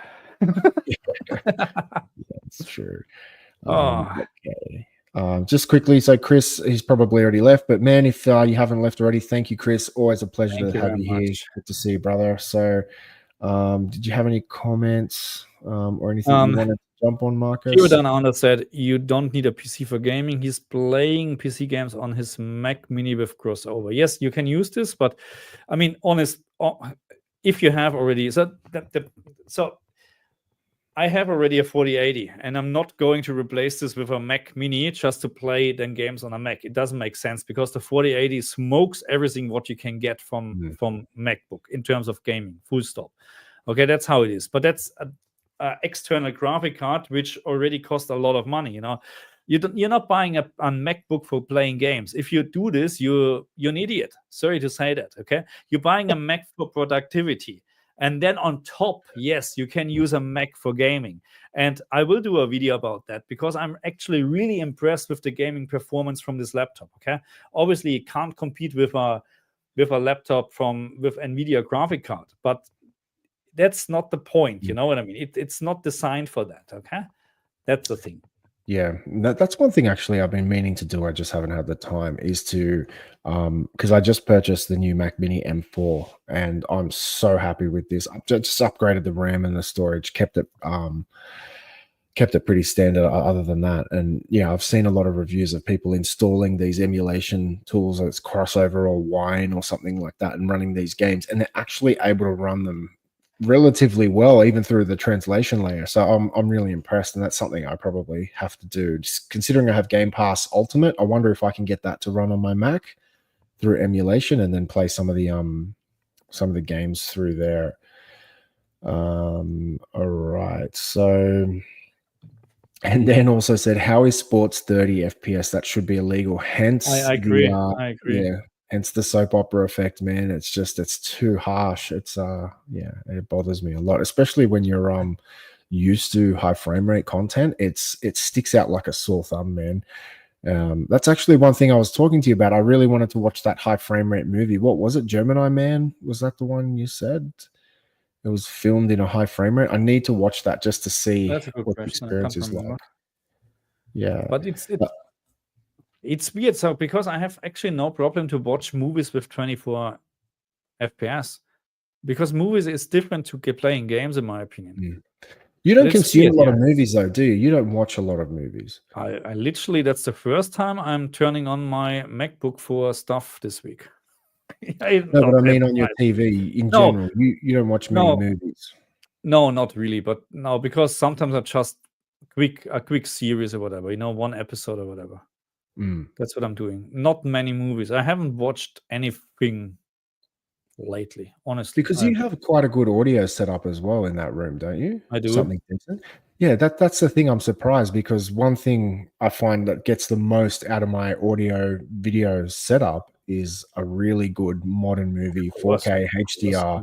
No And there's doubt. nothing, yeah, I love like planning one night, you know, I just sit back and put that movie on and just enjoy all the high-end equipment. You know what I mean? I'm surprised you don't. No, it's take just, you know, advantage. it's just at the moment, you know, you come home from work, it's just buggered. You know what I mean? It's just not a good time. Yeah, fair enough, man. So yeah, a couple of comments. Yeah, so it was Gemini Man with Will Smith. Even though I can't stand him, I will watch that. And everything should be 120 F minimum. Stop. 120 FPS. Arial, of course, says no 240, but hey, we have to start somewhere. That's right. 120. Did you have any other comments or topics you wanted to follow tonight, Marcus? No, there's just one from Matze. Marcus, when are you going to publish the PSSR analyze for the new AC Shadows patch? Publish? I haven't even started working on it. So yes, I don't know. I just have, I learned about this I think yesterday somewhere that there is an update, but again, I will start looking into it after this stream. Then depending on how much work I would like to put in, because it's already 7:45 p.m. here. And honestly, I like to be honest with you. I'm not even expecting a lot of views for this. So, and I'm a little bit crossed with YouTube at the moment. So why would I waste so much money at time? But I will look into this. Okay. If it is worse to do, I will do it. But if it's just a minor different, then don't expect too much. And I will tell you then. But let's see. Yeah. Dan says he's also a film buff and cannot stand soap opera. 24 hertz gives that dream. 24 hertz gives that great dream-like, which is really immersive. Obviously, for gaming, anything under 60 feels bad. Yeah, see, it's interesting, man. Crazy. Like, Dan, what TV are you using? Because, for example, most of my big screens are OLEDs, and there's quite a lot of movies and TV shows I'm watching that are modern stuff. And, you know, so obviously 4K HDR, and just whenever I see like panning shots, like say over a skyline or a desert or over a big scene, like of scenery, it's just so juddery. Like sometimes my wife will say like, oh, is it lagging or is there something wrong? Why is the picture so juddery? You know, so for me, I have to implement just a little bit to kind of smooth that out. Otherwise it's just too nasty. You know what I mean? So very interesting to hear that. So, and then Devin says, Gemini Man is a good 4K demo disc plus Mary Elizabeth Winstead is a dreamboat. Okay. I don't know that one. I'll check that one out. But yeah, any comments from you, Marcus? I mean, a lot of comments, but I can't. It's better not. No, I'm just looking forward to get the Switch. Still worried about VRR and docking mode, but apparently it's still working. So according to Nintendo, you have VRR even also in docking mode. So that would imply that the docking is the same as the Switch One, where it's a USB-C port at the bottom, right? So the Switch itself would dock into a USB-C port, then the dock would convert USB-C to HDMI and pass that through. Yeah. Okay. That's how I understand it. That's the same principle. Yeah. Yeah, got you. So, I mean, USB-C is not the problem in this case. It's probably the HDMI, depending what USB-C they're using. Well, it's all bandwidth, right? USB-C bandwidth. Yeah, if you use the right protocol, 3.2 is heaps of bandwidth, more than enough, you know. But so yeah, Dan says I've got a LG C2. Yeah, you're right. That 24p stutter looks terrible, but I usually watch stuff in a dark room, so 100 nits SDR. It's not really stuttery at all. See, I've never really thought about that. Dimming down the brightness to kind of reduce the stuttery, but doesn't that seem a bit counterintuitive to dim the TV down? The stuttering doesn't go away. You know what I mean? It's just because the picture is dim. Maybe you see less. I don't know. Well, it is interesting because, as I said, my other TV, so I've got a 100-inch LCD TV, and the same content looks completely different. just due to the smearing and like the pixel response of the LCDs. Much but different. that's normal, because again, I came from this. I made this video about this old LCD TV what I had against my G4, and I played all my PlayStation 4 games without any problems on this LCD TV. And then I bought the LG CX, and I started God of War. I can't remember which one, but it was 30 FPS, and I was like, oh shit, this TV is faulty. It's broken. No, it was 30 FPS on an OLED versus an LCD. LCD is fine with 30 FPS because it's just... it's kind of blurs it away. So yeah. Sotonist said, my old KS8000 handled 24p motion great with persistence blur. So that's exactly what I'm talking about. Yes. Yeah. That's exactly what I'm talking about. You don't even realize that it's actually a disadvantage of the TV, but it's actually making the content look better because you don't have this abrupt stuttering. This is just crazy, Yeah, it's something I also noticed when I've obviously had LCD TVs since I can remember. And then when I moved into my house in 2021 and I bought all my OLEDs, that was like the big moment for me when I was watching content. Like, everyone has these TV shows that you watch a million times. It's like your favorite TV show. When I went and started watching those shows on my OLEDs, I started seeing all this stuff that I'd never noticed before, like particularly with the stuttering. So the LCD TVs really kind of soften all that down for you and you don't really notice it. Dan, well, for SDR content, it's already 100 nits of information. So dimming down the display doesn't lose you anything in SDR. And HDR, however, that's a different story, and that might be an issue. Yeah. And I will say most of the stuff I'm complaining about, it's always when I'm watching the modern Blu-ray 4K HDR type content, I'm like, oof, it's just too harsh. So I don't agree on the 100 nits because it's proven by myself and many other people. So when it comes to gaming, it's actually 250 nits now what they're using, PlayStation, Xbox. Okay, so that's SDR, that's the new SDR. They're not using 100 nits anymore because it's just way too less. And I think even Classy mentioned that. So I mean, there are no new productions mastered or filmed in SDR anymore, but they're also going to over 200 nits now for SDR. So old movies, obviously 100 nits, but everything else, what is in SDR and not in HDR, newer productions are not 100 nits anymore.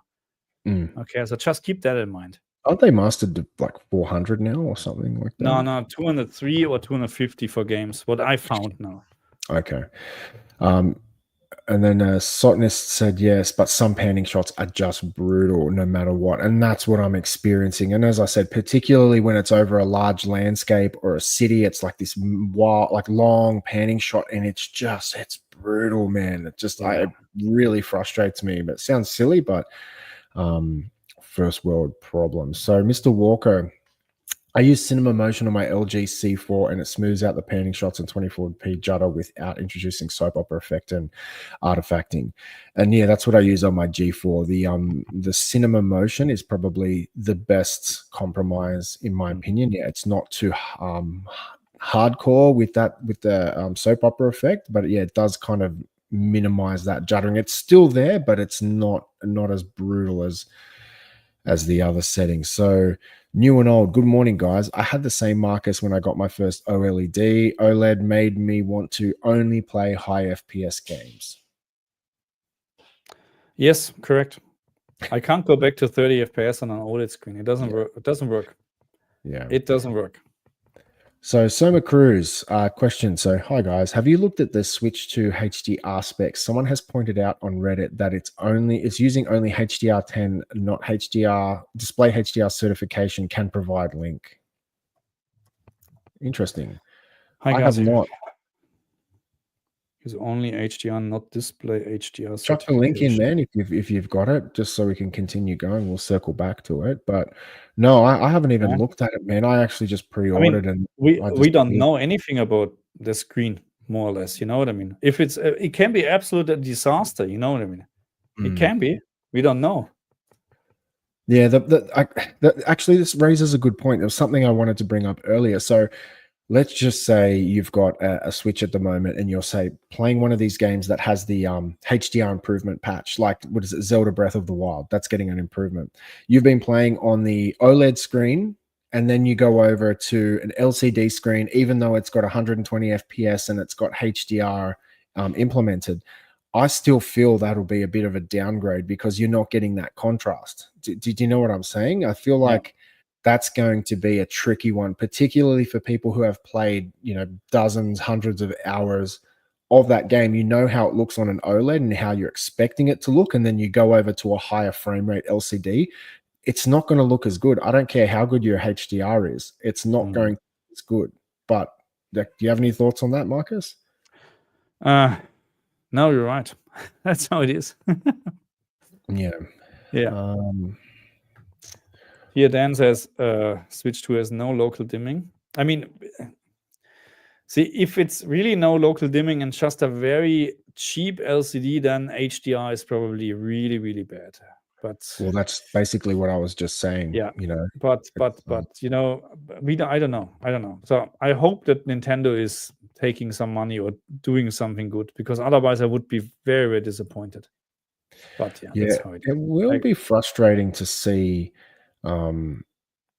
if the games actually do look worse on the Switch 2 handheld mode. It's coming from the OLED, because I remember going from the LCD display to the OLED, how much the games just popped. They just look so much better on that OLED display. So if there's no local dimming on this display, and that's true, I don't know how accurate that is, but if that is the case, then HDR, it's not going to look that good, because you might have a really bright object, but if the dark area next to it is just lifted and looks shocking, then contrast will be crap.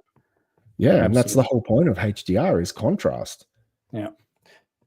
So again, but I mean, there are some comparisons between OLED screen and the new Switch, and it looks just much better on Switch 2. So I have hopes. I have hopes. I just hope it's better, because otherwise, again, we're paying a lot of money for the Switch here, in Australia. So this would be a very big disappointment, and maybe even I'm returning it then. If it's really crap, I'm going to return it. You would really return it? Yeah, why not? Because $770 with game, and then you have a worse experience than with the old OLED screen here in the corner. So no, why? Just because of a little bit more frames? Nah, honestly. For me personally, I generally use more of a handheld mode, but now with all these updates, I will more than likely be pushing myself to use it in docked mode. If I can get Zelda and HDR on my G4 OLED, man, that's next level. It's just the handheld that's the issue. If that makes sense. So Chad says, hit the like button. It only takes a second. Yes, please hit the like button. Thank you very much. Thank you very much. Love your work, brother. So Star Fox, it's in English. Yes, no way. SDR is king. You lost so much color in HDR, is what Tony says. Tony is an idiot. He got the sack, didn't he? I know he's not sacked because he's a cheap labor. he's a day off. Got a day off today. Devin says, but there are 200 to 200 steps of color information. Is he talking about SDR? I don't know. Are we still talking about SDR? But there are about 250 steps of color. I mean, you have 255 steps in SDR. But again, this has nothing to do how bright you actually master the content in the first place. You just have the steps. You know what I mean?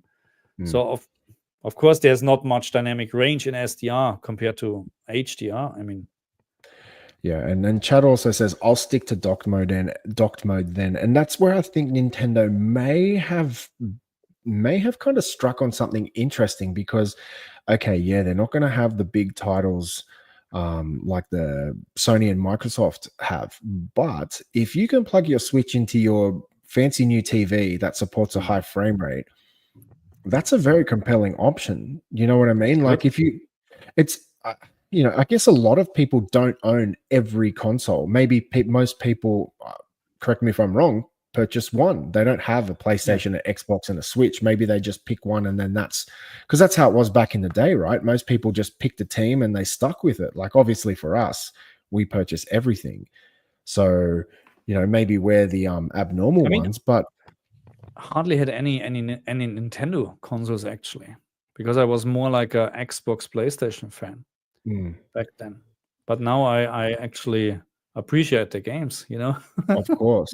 But what I'm saying is it's quite compelling that you can put your Nintendo Switch into dock mode and get decent HDR and a high frame rate, and it's like all of a sudden that's now caught up to the higher spec consoles. You're getting a lot of these, and VRR. So did you say VRR will come through HDMI docked or not? Will you say that's what I read on the Nintendo US homepage. Right. So you need a compatible TV to use HDMI in docked mode. Mm. So a VRR in docked mode. So it looks like somehow, and again, this is a must-have feature anyway, in my opinion, because even they announcing or advertising Metroid Prime 4 with 1080p 120 FPS or hertz. I'm not quite sure anymore if they put FPS or hertz in, but this game never runs all the time with fixed 120 FPS. I don't believe that. You know what I mean? So you need VRR.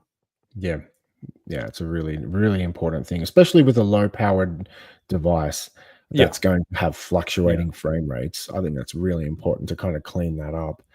New and Old says, Marcus, they will release an OLED version in 1 year. I will wait. And you were just saying again. No, I like to have the Switch for the channel. It's a purely investment in the channel, honestly. I mean, I like the Switch, don't get me wrong, I like the Switch, but in this case, I know what you're talking about. There will be an OLED version, but I don't know how long it took for the OLED version for the Switch. It took a long time.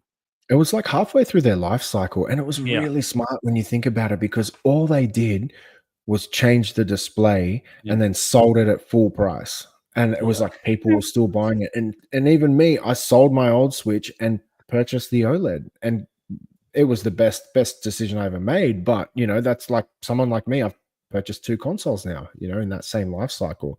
And Nintendo very rarely discount their hardware. They know how to charge full price. So, yeah, it's interesting. But Dan here says the Switch 2 will be a pretty great home console, but a worse handheld with its worse display, worse battery life, giant size, etc. I definitely agree on the worse display, battery life. Due to the hardware, on like the improvements on the GPU, CPU, HDR, that's going to consume more battery. You obviously they'd probably squeeze the larger battery in there. What would be cool is if you could maybe turn on a low powered mode and say disable HDR to improve the battery performance or something like that. I would. I mean, it's a good question. It's a good. I don't know if they have actually an option to disable HDR in general, or if is it always on. You know what I mean? I don't know. But I mean, you would. There will be not all the games will run in HDR. You know what I mean? So. It's another feature, And again, we still don't know if it's good or not. It can be absolute BS. Yeah, the thing is, we've already, all of us, and I'm assuming a lot of us in the chat here, we've already paid and pre-ordered for this. So, like it or not, man, it's coming. So it's coming. Yeah, it's coming. Yaskinia, is that how you say, Marcus? Yaskinia, probably. Yeah. Greetings from Germany. You're doing a great job. Thank you very much. Thank you so much for being here. Thank you very much. There's a Switch dock, see? Switch fan. I can see the Zelda Switch dock, the PlayStation, and the Xbox in your phone. I'm looking forward to play Zelda in 60 FPS and no shimmering. And I saw the comparison already with the old Switch version and the new Switch 2, and it looks sharper, no shimmering, and 60 FPS. And I hope that's the case. And then I play all the Zelda games, because again, in my opinion, in regards of gameplay, there's nothing better than Nintendo. I think so. They have just really, really great games. Yeah, Nintendo just seem to have a knack for delivering super deep, impactful games. Like there's, like you said, Zelda. There's just like even the basic Mario games they release. They're just so polished. They're just so immersive. They're just such good games. And it's like, I think I said it in the last stream. When was the last time you saw Nintendo release a first-party game that was a flop? I cannot remember. They always seem to have bangers. Never. So yeah, Nintendo just seemed to have the touch for some reason. But Their quality control is next level. Like, you know, you don't have Nintendo Yeah. games coming out with a day one patch. You know what I mean? That's Correct, insane. yeah. No, you're absolutely right. But I Yeah, think their that's games are probably fun. where they're coming from, because okay, but there was no difference with PlayStation. You know, I can remember actually when I started with PC and stuff like that. At some point, you had the magazines with CDs where also patches were on, because not all the people had internet back then. That's right. So, you bought actually the magazines or whatever, and you put the CD and installed the patch, and you were able to play the game suddenly. Oh my God, crazy. you know what I mean? We're so. But this is bad nowadays, because everybody, you know, we're getting a patch one, day one patch. You're right. Just make a good game. Just focus on your game. Yeah. See, this is an interesting comment. So Chad says, how long before the Switch 2's security protection is cracked? And so, Marcus, what did I tell you offline before we started the stream? What did I do in relation to the Switch? I don't know if you're going to pick up on it. What did I say I did? You don't remember? No, actually, I purchased 2. Yeah. Okay, you purchased 2. Yeah, okay, because you wanna jailbreak one. Yeah. So not update. I did. Yes. So I did that with the PS5, and so I actually have a video coming out probably this week. I'll just do a quick tour of my gaming room. If anyone's interested, please check out my channel and, you know, give it a like and sub if you're kind enough. But in my gaming cabinet, I have 2 PS5s, and one's my online PS5 and one's my offline PS5. I purchased it day one, pre-order, never seen the internet. And basically, I've just jailbroken that PlayStation. I did the same with my PS4. I purchased 2. I actually have an Xbox Series X, which is now offline. I don't know if you remember, Marcus, when you were here, I was like, oh, in the guest house, that one's on a firmware I can jailbreak now. So yeah, I tend to buy double consoles so I can get into the jailbreaking scene. But yeah, it will be interesting to see how long the Switch 2 security protection takes until it's cracked, because, man. So we're talking about hours or days? Well, it's such a lucrative opportunity. There's so much money to be made if somebody manufactures the chip or the hardware. And games are getting insanely expensive now. And it just incentivizes people more and more.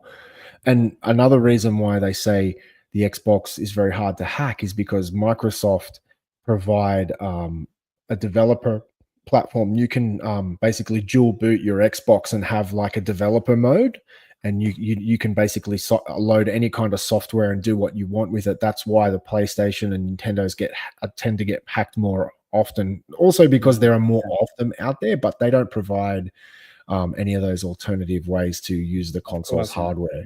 Yeah, of course. Yeah. I mean, so Devin, go on. No, I mean, I'm not into this jailbreak scene anyway, because I'm just not interested, honestly. But yeah, I would like to know how long it takes, actually, really. Yeah, it is time consuming. Yeah, you have to know what you're doing. Yeah, of course. But there are smart people out there, you know what I mean? But there are also, of course, smart people at Nintendo that are trying to protect it. So yeah, interesting. There's big money on the line. But look, for me, it's not so much about pirating the games. I buy all my games. Like I've got heaps of I actually buy a lot of secondhand Switch carts. So I just go on like secondhand websites and just pick them up when they're really cheap and no one wants them anymore. But for me, it's more about just getting the flexibility to use that hardware how I want. So I like to load up emulators and play all the old Nintendo games from Nintendo Entertainment System and Super Nintendo. And you know, it's really cool that they're bringing out all those the GameCube games, because I actually never had a GameCube, and that's one generation I missed out on. So I'm super excited to play a lot of those older games. But yeah, for me, it's more just about flexibility. I can load Dreamcast games on there, PlayStation games, and so on. So yes, Devin says my Denon receiver doesn't support 1440p, let alone 120 FPS. Why couldn't they just support HDMI 2.1? So that sucks. Yeah, I waited to get a 2.1 receiver, and mine has 7 2.1 full 2.1 inputs on the back. And so that's one thing. If you do buy, say, a Sony TV that only has 2 HDMI 2.1 ports, that's where a receiver can really come in and give you that kind of room to expand. But yeah, that's frustrating. So that means for every device, you have to run a cable to the TV. And so if you have an Xbox, a PlayStation, and a Switch, Yeah. then you better hope you have 4 2.1 ports, because one of them is going to be your ARC. And so that's kind of, be No, at some frustrating. point you run out of connections, yeah. Absolutely. But yeah, no, I haven't upgraded my, I don't know, but I don't have an HDMI 2.1 receiver. I haven't upgraded this in ages, you know. Oh, look, it's not necessary. If you do have a good receiver and it doesn't Yeah. support 2.1, like how many 2.1 No, I sources think can you have? I never, because that's my thing. So again, when I moved to Australia, I took my audio set with me, but not the receiver, because I just sold it back then. But the speakers I took, because the shipping was actually not as expensive than buying new speakers, you know, from this quality. That's the point. But the AV receiver, you know, you get for I wouldn't say cheap money, depending what you buy, but it's a normal, you can afford it, you know, let's say like this. And time is moving on so fast, you know. A year later you get so much more features on a receiver, but the speakers they're never outdated, you know what I mean. The speakers you buy forever, full stop. There will be no new technology coming, because it's a membrane and that's it. Yeah, and But I know anyway, people who have spent several $1,000s on a set of speakers, and 20 years later they sound better. Absolutely. Yeah, no, that's always my advice. Spend as much money you can on the speakers and the less money you can on the AV receiver, because you're going to upgrade this at some point. Yeah, you know, that's the true. AV receiver. Sotness says Switch 2 will probably get a lot of Nintendo fans to finally want fancy TVs. Yes and no, because for me, I still find a lot of people I know, whether I play them online or personally, they own Xboxes and PlayStations, and they haven't gone and upgraded their TVs, you know, and these consoles have been out for several years now. And obviously I know it's not cheap to go out and buy a big ass OLED. But yeah, I don't know, man. I don't know what the target group is really, because so it's probably children, you know, and the parents already. I mean, it's anyway. So it's not when we just talking about the price. I mean, that's not a. I don't know. I'm not getting my one of my child a $700 present for birthday or for Christmas, because You're I have a sucker. kids. You'll get one. You're a big sucker. Kids. How can I do this then? You know what I mean? No, that's out of question. That's too much money. You know what I mean? So it would be a family Switch or whatever. You know what I mean? Something like that. You know, but true. Of course, I like to have a fancy TV, but my kids don't care. They doesn't care, which is also not right. The little one plays on my 240 hertz screen because it has 240 hertz. Fortnite is just so much better, he said. Oh my God. Probably doesn't even know what he's monsters. Christian Believer 12 says, do you guys both do you both guys live in Australia? Yes. We do, and comfortable. Sometimes when the aircon is working, of course, which is the case. Yes, we do. Chad, I want Metro Prime in 60 or 120 FPS pre-ordered. Good luck, brother. Yes. I hope it comes through. And Star Fox, you're trolling me again. So he's saying that 120 FPS is overrated on consoles, just for shooter. But he likes to have a fixed 60 FPS and better optic, and he's happy. See, man, I disagree with that, because I'm so used to playing games in 120 FPS. And like last night, I downloaded the new season pass for Star Wars Outlaws, and I believe it has a performance mode in 60 FPS. Yes, and I just found it too janky. It wasn't smooth enough. 60 FPS is the minimum, in my opinion. But when you're used to playing 120 FPS, it doesn't matter if it's a shooter or if you're playing Zelda or if you're playing side-scrolling Super Mario. Like, frames are frames, man. It just makes the game feel so much smoother. I mean, so the thing is, you know, you experience 120 hertz. It's very hard to go back to 60. So, and a very, very easy example I have here in front of me, you know, the MacBook runs with 120 hertz, and I have left and right 2 screens with 60 hertz. They're not supporting more. And when I move my mouse, believe it or not, there is a difference. There is a difference just with mouse movement. So now the first time when I saw 120 FPS on my OLED TV, I was like, oh my God. And then you go back to 60 on the OLED screen and no, I don't like this. Oh my God, we're getting spoiled. That's not good.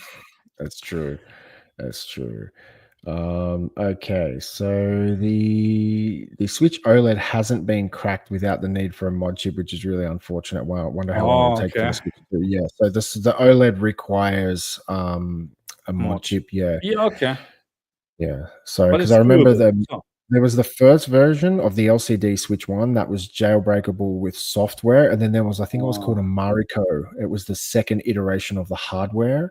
That was still with the LCD display, and I actually purchased that one hoping it was the first model, and yeah, that needed a mod chip. So look, I would dare say Nintendo has tripled down on the Switch because no one wants their console to get jailbroken. The problem was with the original Switch, that was a hardware problem. So they actually found a way to, I think it was, put the CPU into a different mode by you would jump to there was two where the side controller plugged in, and forgive me, I'm probably butchering this, but I remember you used to jump. There was like little connectors when you slide the controller in, so it could talk to the system, and you could jump two of those particular. You'd use a paperclip, and that would actually force the CPU into a different mode. That's how they used to do it originally. How do you find this? How do you? That's what I want to know, man. How Who the hell figures that out? Yeah, that's wild. Absolutely. Oh my goodness. Okay, so. We have to come to an end anyway. It's almost 2 hours. Yeah, 15 minutes. So any final questions, guys, please let us know. Umi says, I don't mind the Switch 2 hardware price. The game prices are, yes, extortionate. It's going to be crazy. It's already crazy. It has nothing to do with Trump. Well, not in this case. Is one thing I always say to people when people go, oh, Xbox sucks, PlayStation rules, man. You need to keep Xbox in the game, because we've said this a million times, Marcus and I. When Xbox disappears, Sony will charge whatever they want, and there's no one to compete with them. And Nintendo are kind of in their own lane. They don't really kind of interfere with the Sony Microsoft war. So like, you know, prices are already getting out of control. So we definitely need to support everyone and make sure things stay fair with plenty of competition. Okay, any other questions here, Marcus? Here we go. Dan, so this is for me. Thank you, Dan. So use your GeForce black frame insertion with motion blur turned off in the game setting if possible. That'll give you 120 FPS of motion resolution, then turn on dynamic tone mapping to claw back some brightness. Does my G4 have BFI? I thought they took that away. No, it's not BFI. It's a True Motion. That's it. True Motion. Yeah, because I remember my C1 has BFI, but my G4 I didn't think it had it. But thank you for that comment, man. I'll save that comment. I'll look into that over the weekend when I got some time. I like Star Fox. Man, he just keeps trolling. Nummer 4 sind die FPS egal, da läuft alles flüssig. So he's saying, so onwards, so if you have 4 beers, FPS doesn't matter anymore. So everything is fine. But he's right. Yes, that's true. He is right. So just, I guess we're getting to near the end of the stream here. So any final questions for the last 10 minutes, guys, please chuck them in. But Devin says higher refresh rate means lower input latency. Yes, that's obvious. Chad also says, I hope the next Xbox comes with Steam to compete. And man, I've said this in the last stream. I just want to see Xbox. I think for Xbox to survive anymore, when the PS6 comes out, they can't just be parity in terms of hardware and performance. Like the PS5 better. And the Series X was pretty much the same. Same with the PS4 and Xbox One. Like, yeah, there's little differences here and there, but they're pretty much just the same every year. Xbox needs to come out of the gate with like a $1,600 console. It's an Australian dollar, so let's just say a $1,000 US dollar console, something that is like a mid-range PC spec, something that's going to be 30 to 40% better than the PS6, That is the only way I will see Correct. somebody who's a diehard Sony person going, okay, I'm going to be stuck with this console for the next 6 years, give or take. Yeah. And now, do I want to be on the best performing platform right now, or do I want to stick with Sony, or do I want to have both? So that's the only way I see Microsoft surviving. But yeah, and why not? I mean, we are not far away from $1,000 consoles anyway. I would, I would in happily the US. pay 2,000 Australian dollars for a beast Xbox. Give me something in a 4070, 4080 range graphics performance. Yeah. Give me something Because really high spec. You're talking about years before you upgrade again. You know what I mean? So Well, it's that's right. not like a yearly thing. And because the console persists for 5 to 8 years, I think the Xbox 360 generation was almost 10 years. You know, that's Really? nuts. Wow. Yeah. So we are so old. Shit. yeah. So, but yeah, man, for me personally, I know obviously it's easy for me to say I'll spend whatever, but I'm itching like to get a PC again because I just miss out on the performance. When you have the high-end display and sound, you want to get everything out of that. But I just know I just would love something I can just slide into my entertainment unit and sit back on the couch with a controller. No, I don't want to bother with Windows anymore. That's the thing. And drivers and oh my goodness, no. So circling around to some final questions here. So Soma says, I saw in first viewing someone mentioned that Mario Kart World may run in 1440p, 60 FPS, and 1080 120 FPS. Can't confirm though. I would take the 1080 all day, especially on handheld mode. Like you're not going to tell much of a difference between 1440 and 1080. No, anyway, just 1080. But in handheld mode, it will not be 120 because it's not as powerful. I don't think so. But yeah, I mean, it's a Mario Kart game. You like to have frame rate. So Dan's following up on the G4 comment before. So yeah, True Motion is black frame insertion. It doubles the motion clarity by inserting a black frame in between frames. Yeah, that was the thing I disliked on my C1 when I used BFI. I actually could see the flickering. I don't know if everyone can notice it or not. It looks like the screen's pulsing to me. It actually used to give me a bit of a headache. Did you find any of that, Marcus? Because some people I can't have it. So I'm also, so a question, have you ever, so back then in the days, CRT displays, when they introduced 100 Hertz TVs, were you able, when you walk into a store, to distinguish between 50 and 100 Hertz? On a CRT? Yeah, I was, easily. I remember this. We always walked in a MediaMarkt. Germany is MediaMarkt, not JB Hi-Fi, MediaMarkt. And you walk into this, and at the back, always the CRT screens or the TVs. And I could tell you easily that's 50 Hertz, 150, 100, because I can see this flickering. I was so, I don't know. Well, that's how I am now with modern TVs. When I even sometimes my friend will come over and we'll go in a different room and he'll play, and I'm like, stop, that's 60, turn it up to 120. It's killing me. Two grandpas talking, yeah, brother. In my day. But he's right, yes. It's true, man. It's true. Thank you for pointing that out, brother. Yeah. So Dan also says, I'm worried the next Xbox console will be their last because it'll just be another flop. And that's exactly what I was saying, man. They cannot come out with another console that is the exact same equivalent hardware wise to the PlayStation, because you're just wasting your time. Like, why would somebody from PlayStation move over to an Xbox if the performance is exactly the same and you've got a whole bunch of titles, digital or physical, you own on that platform? All your friends are on that platform. There's no reason to bring you over. But if their console was 30%, 40%, 50% better in terms of hardware, graphics, performance, frame rate, you name it, for me, that's a very compelling thing. Like, as I said, especially if you're going to be stuck with that for the next 5 years, that changes the equation significantly. People spending so much money for a 5090, they have the money, and that's what Nintendo knows. That's what Nvidia knows. The people, they have the money, unfortunately, because we have the money, so we spend it. So you think Nintendo is selling a console less just because they increased the price? I doubt it. I hardly doubt it. Of course it will always, maybe but I would like to see really some calculations about that. I don't think that they will sell less. You know what I mean? They just sell to different people, maybe. Because obviously, I mean, if you're a low income earner, of course you can't afford it anymore. But I mean, Nintendo doesn't care. Yeah. That they don't care. They will sell. They will sell like bread. You know what I mean? Yeah. So, Well, but what is about the situation right now? You can't still pre-order in the US or Switch? You can't.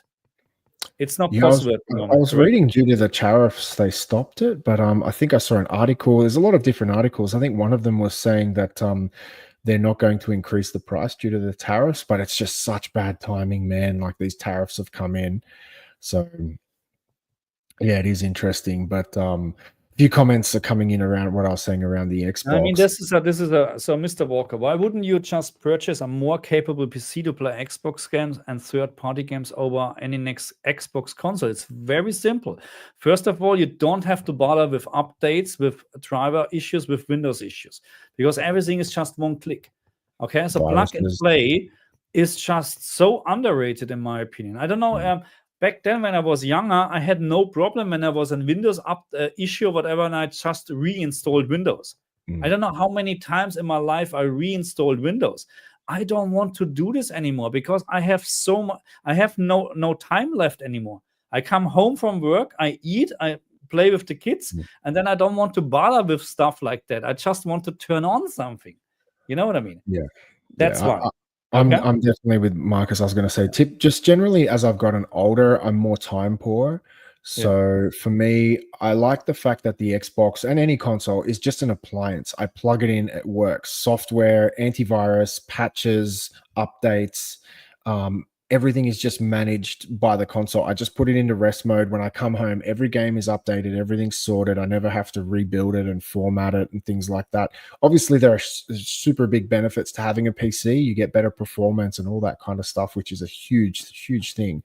But for me, I just like to go and sit down on the couch, grab my controller, turn on my big ass OLED and just enjoy. And I just don't feel I could go and get the same effect with a PC. So that's just, but oh, sorry, go on. Which is 900. No, just this one. They actually now we go with this. Even the Switch is $900 US. I mean, if a Switch would be $900 US, then we would talking about 1,500-1,600 Australian dollars here. It's going to be crazy, but. I mean, we will see prices like that in 10 years if you're still around, you know? There's no question asked because everything is just increasing. The question is always, what are you getting for your money, you know? And how much you're earning then, you know? Is it actually really much more money compared to the income what we have in general? I really don't know. Yeah, if that happens, you watch the grey side import market go crazy. People will start buying them in Australia and then or wherever the closest, cheapest alternative is and start shipping them into America, grey market. Yeah. Oh, here we go. So yeah, it's one button to update drivers. I'm not sure why people bringing it up as a con. No, it's not one button. It's fair enough, man. But there are, I think you're silly if you don't admit PCs are more complicated. Obviously, there are benefits and negatives. Absolutely. I mean, look, if you do like to do more than just playing, go with a PC. You have to buy a PC. I never used the Internet Explorer, whatever is installed on a PlayStation for browsing the internet. This is terrible idea. I would never do that. But I'm just done with Windows in general because with all the issues what I had, not just in the recent months, also Nvidia has big driver issues right now with black screens and whatsoever. So that's a common thing, and this usually never happens on the console because it's a closed system. Yeah, very rarely. I don't think I've ever had an issue with my console. Not with updates. Yeah, except every time the driver is broken in some ways, you're forced to roll back the driver. And I used to fix PCs. I was in the industry for a long time, and that's when I got out of PCs because all I did was sit at work on a PC fixing them, and I came home and I just didn't want to have to deal with that. Hence why I moved to Apple and why I went to consoles because I just wanted something that works. Same with Mac. Very, very rare. You get viruses on there. Obviously, you can. But it's the same as an iPhone. You just do your software update and that's it. It's done. It updates the drivers. It updates anything else that needs to be done, firmware and whatnot. So you've probably noticed that on your Mac, right, Marcus? It's like an iPhone. When you update it, just the system preferences pops up, update, done. The whole Correct. thing's done. You have one update for everything. One button, You know, yes, and that's that's what I can handle PC. I know what to do. You know, I don't know how many PCs I build and whatever in my life. So, but I don't want to deal with this anymore. Yeah, that's the fact.